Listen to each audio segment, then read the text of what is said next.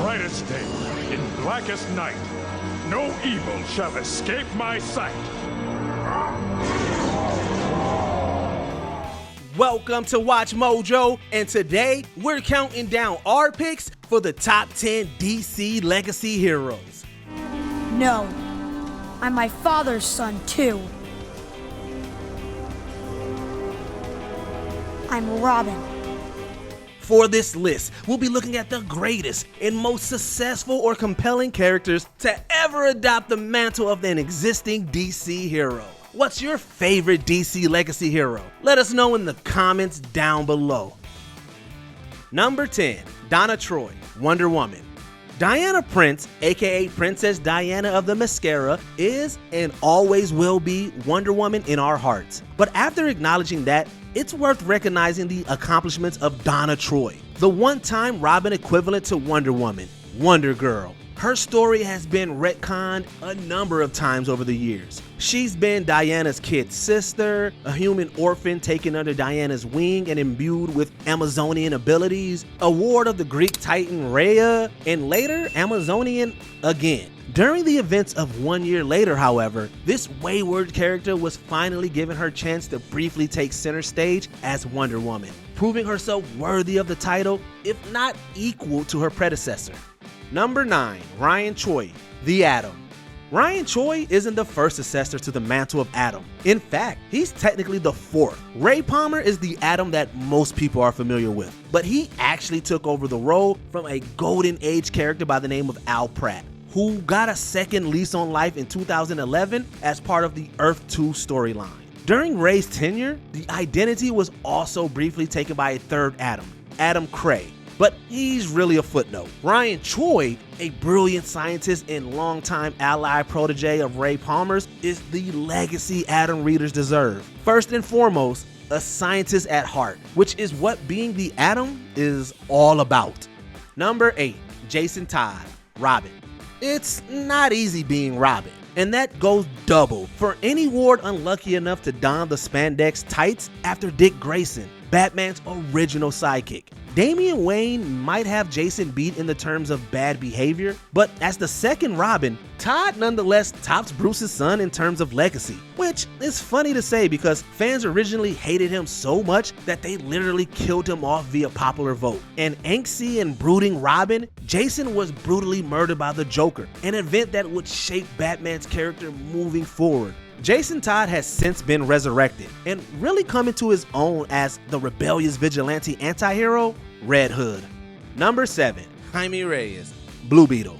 In recent years, Blue Beetle has been largely relegated to the B and C list, only popping up for major crossover events or as part of a dynamic duo with Booster Gold. For whatever reason, in the 21st century, the character simply didn't seem to have enough resonance with readers. What the character needed was a facelift. Enter Jaime Reyes. Debuting in 2006, Reyes was a clear attempt to modernize the Blue Beetle brand, and for the most part, it succeeded. This Blue Beetle introduced alien origins, a sharp new look, and powers to match, with predecessor Ted Kord and his partner Booster Gold serving as mentors. It also felt like a respectful passing of the torch.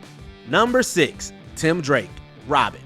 Considering the reception that Chase and Todd received and worse, his send-off, it seems as if readers had made it perfectly clear that they were not interested in seeing the return of Batman's sidekick unless it was Dick Grayson. For Batman's part, after arguably the second most traumatic loss of his life, he seemed similarly committed to the idea of his war against crime being of the one-man variety show. Slowly but surely, however, a brilliant youngster by the name of Tim Drake, who proved himself by deducing Batman's identity, won over both Bruce Wayne and readers alike. He was a totally different breed of Robin, and a welcome breath of fresh air at the Dark Knight's side. Number 5, Wally West, The Flash. How do you know when you've succeeded as a legacy hero? When for an entire generation of readers and multiple decades, yours is the first name that comes to mind when your superhero name is mentioned. And that's exactly the level of success that Wally West achieved during his time as the Scarlet Speedster, aka the Flash. After serving as Kid Flash for years, Wally donned the mantle of his mentor when Barry Allen bit the dust during the events of Crisis on Infinite Earths. He stepped into the role under the pretense that it was only until Allen returned, but that would stretch from 1986 to 2009. Not bad, kid. Not bad at all. Number 4. John Stewart, Green Lantern.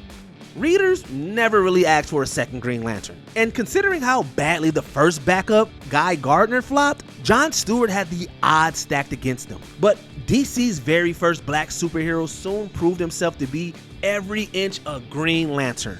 In the mid-80s, John Stewart became one of the leads in the Green Lantern Corps. With his inclusion in the Justice League animated series in the 2000s, he attained an unprecedented level of mainstream recognition and success, voiced by none other than the amazing Phil LaMarr. His enduring popularity is such that, even with Hal Jordan's return from Parallax-induced madness, John continues to be a major presence in the world of DC Comics.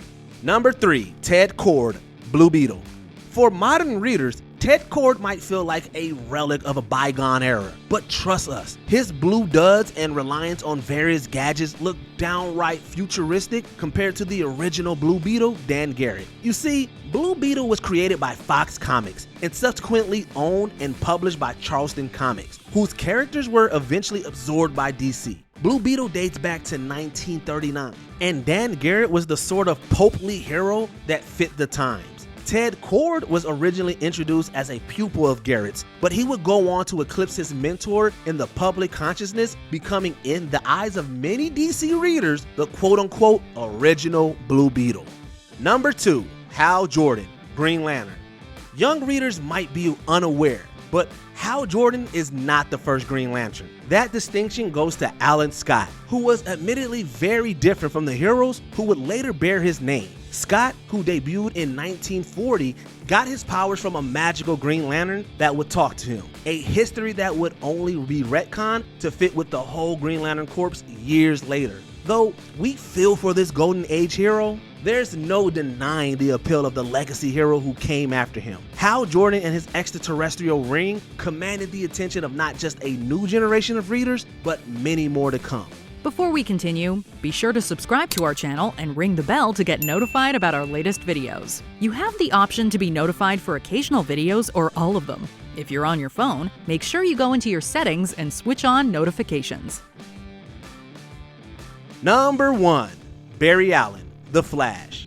You see, old Alan Scott had this buddy by the name of Jay Garrick, and they used to fight crime together. Of course, they used superhero names, and those were Green Lantern and The Flash. Like Scott, Garrick debuted in 1940 and would go on to serve as a member of the Justice Society of America for roughly a decade of popularity, at which point he was shelved. In 1956, the character was revisited, but a new hero with a fresh origin story was introduced, the legendary Scarlet Speedster himself, Barry Allen.